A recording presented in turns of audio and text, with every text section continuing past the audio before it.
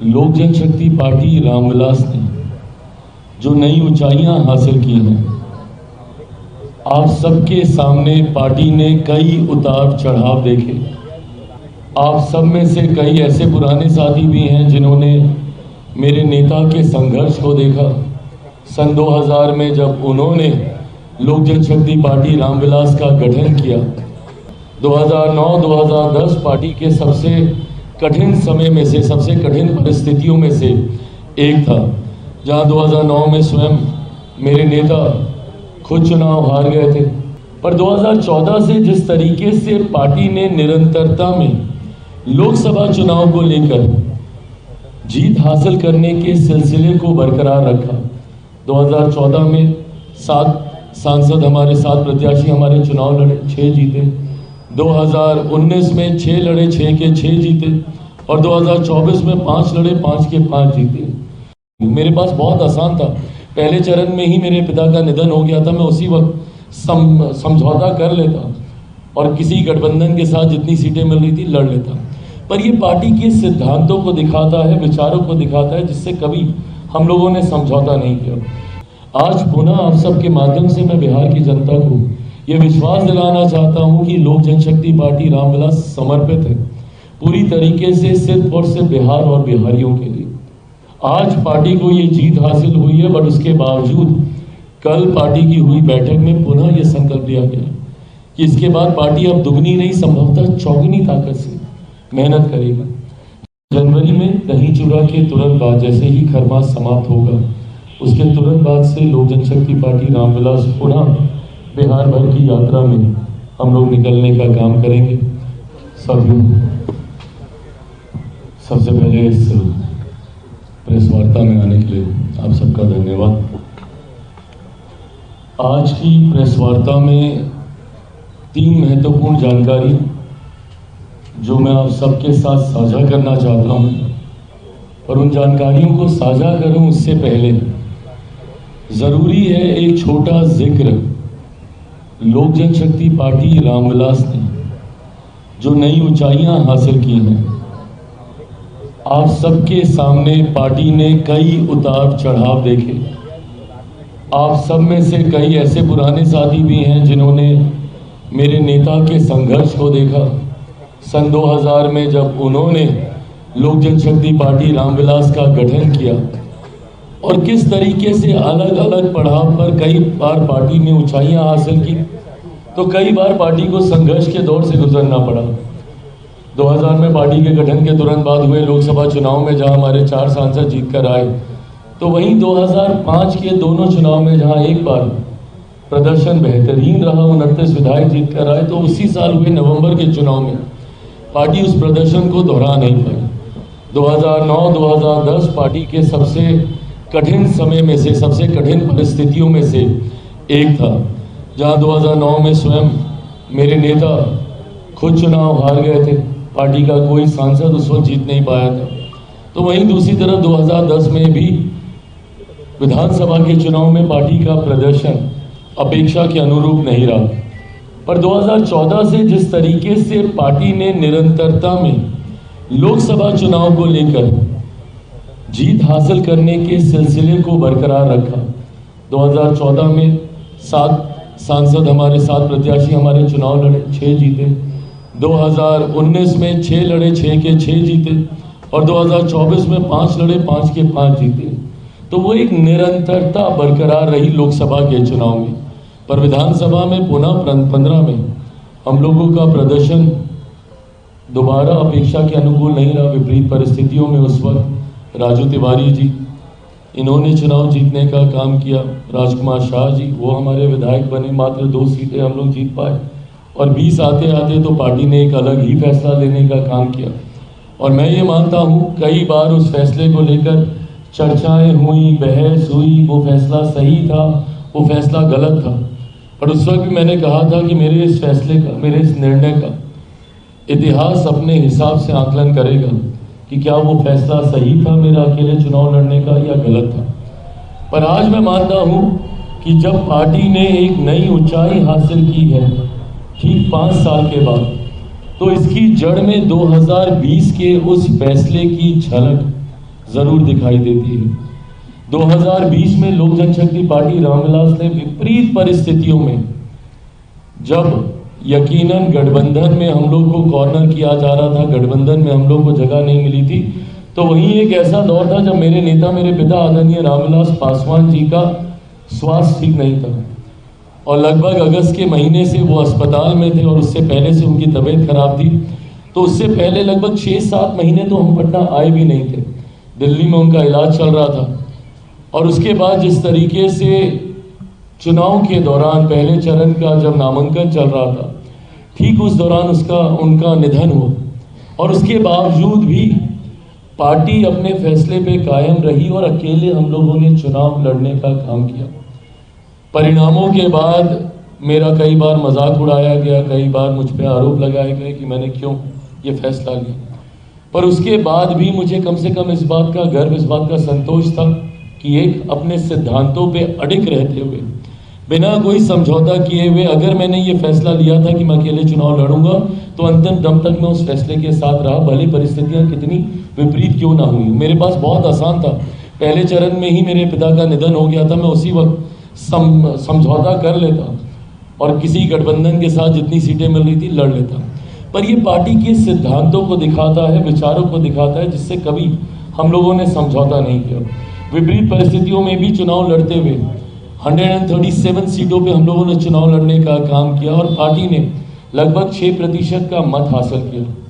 मैं बिना किसी के ऊपर कोई आरोप लगाए हुए या उंगली उठाए हुए, कई और राजनीतिक दल हैं जो कि सालों से मेहनत कर रहे थे और पूरे प्रदेश में उन्होंने चुनाव लड़ने का काम किया, पर 3% के आसपास भी नहीं पहुंच पाए।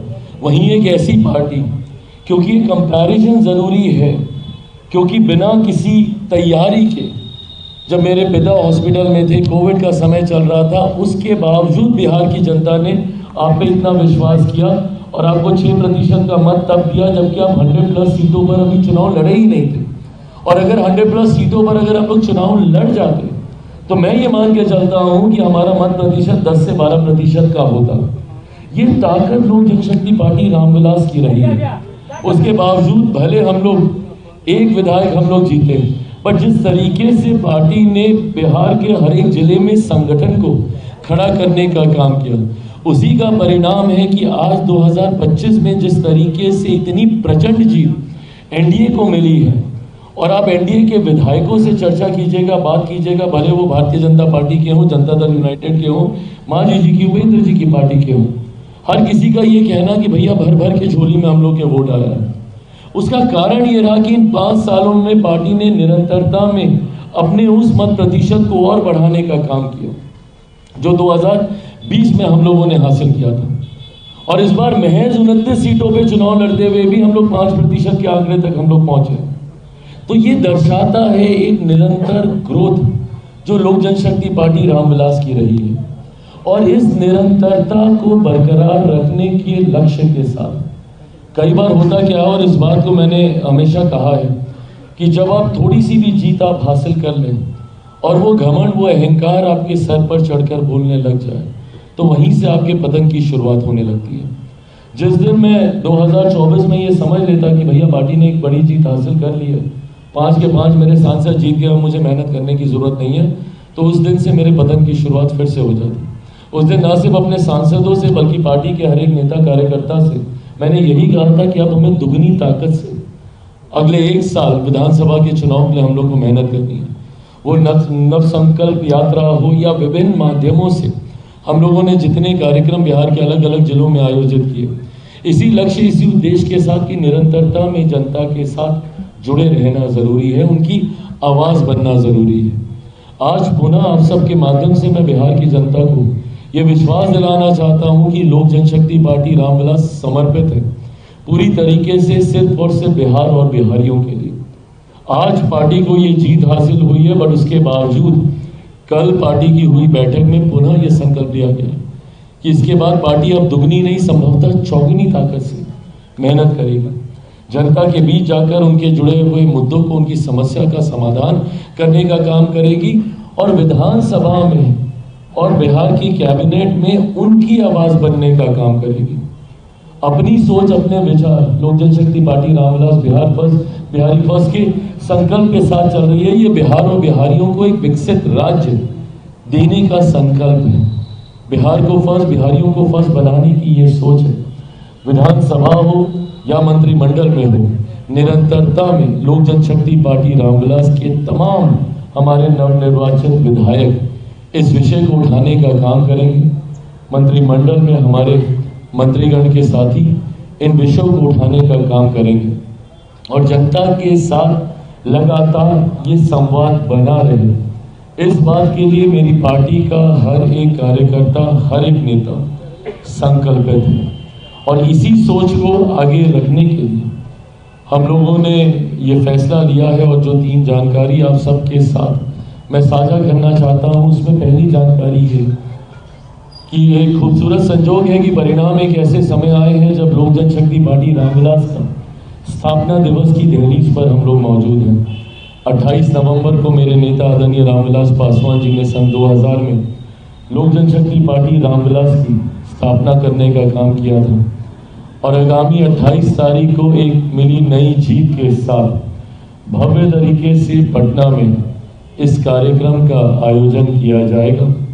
28 नवंबर को पटना में कहां पर कितने बजे ये कार्यक्रम होगा, ये आने वाले दिनों में पार्टी के प्रदेश नेतृत्व द्वारा ये जानकारी साझा की जाएगी। अशरफ अंसारी जी, राजू तिवारी जी के द्वारा ये तमाम जानकारी आप सबके साथ साझा की जाएगी। आगामी 28 तारीख को भव्य तरीके से पार्टी का स्थापना दिवस, जहां पर एक बार फिर से मेरे नेता, मेरे पिता आदरणीय रामविलास पासवान जी के विचारों को आगे लेकर चलने के संकल्प को दोहराते हुए मेरी पार्टी का हर एक विधायक आगामी दिनों में हम लोग की क्या रणनीति रूपरेखा होगी उस पर हम लोग चर्चा करने का हम लोग काम करेंगे। जैसा मैंने कहा कि जनता के साथ निरंतरता में जुड़े रहना जरूरी है। कोई भी मेरा पार्टी का नेता, कार्यकर्ता बंद कमरे में एसी चलाकर बैठे और चर्चाएं करे, ये मुझे स्वीकार नहीं। And I would want to lead by giving examples. मैं खुद उदाहरण स्थापित करने पे मैंने विश्वास किया है और मैंने पार्टी के नेता, कार्यकर्ताओं को हमेशा बस इतनी आग्रह की है कि जितनी मेहनत मैं कर रहा हूँ बस उतनी करें, ना मुझसे 1 मिनट ज़्यादा करने की ज़रूरत है, बट मुझसे 1 मिनट कम कीजिएगा तो मुझे ज़रूर एतराज़ होगा। ऐसे में आगामी नववर्ष की शुरुआत में ही, जनवरी से ही, क्योंकि दिसंबर में फिर पार्लियामेंट चलेगा और उसके बाद बड़े दिनों की छुट्टियां होती हैं, तो हर कोई स्वाभाविक है अपने घर परिवार के साथ वो समय बिताता है। बट जनवरी में दही चूड़ा के तुरंत बाद, जैसे ही खरमास समाप्त होगा, उसके तुरंत बाद से लोक जनशक्ति पार्टी रामविलास पुनः बिहार भर की यात्रा में हम लोग निकलने का काम करेंगे। बिहार की जनता को सबसे पहले तो धन्यवाद देते हुए, जिस तरीके से प्रचंड जीत बिहार की जनता ने एनडीए के प्रत्याशियों को देने का काम किया है, तो ये यात्रा दही चूड़ा के तुरंत बाद हम लोग शुरू करेंगे। और जहाँ पर एक बार फिर से जनता से संवाद साध कर आने वाले 5 सालों में अब इसको एकदम माइक्रो लेवल पर लेकर जाया जाएगा कि उनके इलाकों की छोटी छोटी समस्या, बिहार फर्स्ट, बिहारी फर्स्ट में ज़रूर हम लोगों ने बड़ी चर्चाएं की, बट छोटी छोटी समस्या, पुल पुलिया की हो, नली नाले की हो, सड़क बनाने की हो, जो विधायकों के माध्यम से, प्रशासन की मदद से, तत्काल प्रभाव से जिसको हम लोग सुनिश्चित करा सकते हैं। ऑफकोर्स बड़े एजेंडा सरकार के रहे हैं, जिसका जिक्र हम लोगों ने संकल्प पत्र में किया है और उस संकल्प पत्र में लोक जनशक्ति पार्टी रामविलास के बिहार फर्स्ट, बिहारी फर्स्ट का भी जिक्र है। उसमें कई एजेंडा हम लोग के जोड़े गए, तो यकीनन वो बड़े विषय आने वाले 5 साल में तो ज़रूर धरातल पर उतरेंगे ही।